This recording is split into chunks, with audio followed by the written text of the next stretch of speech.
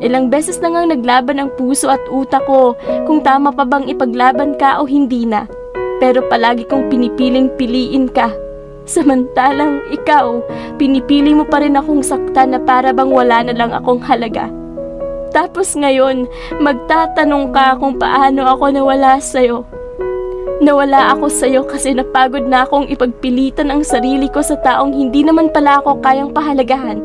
Nawala ako sa'yo hindi dahil hindi kita inilaban. Nawala ako sa'yo hindi dahil hindi kita minahal. Nawala ako sa'yo hindi dahil sumuko na lang ako basta-basta. Nawala ako sa'yo hindi dahil hindi kita inintindi.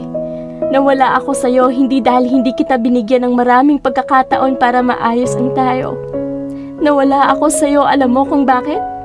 Nawala ako sa'yo dahil una pa lang, hindi pala gaano kahigpit ang pagkapit mo sa mga kamay ko.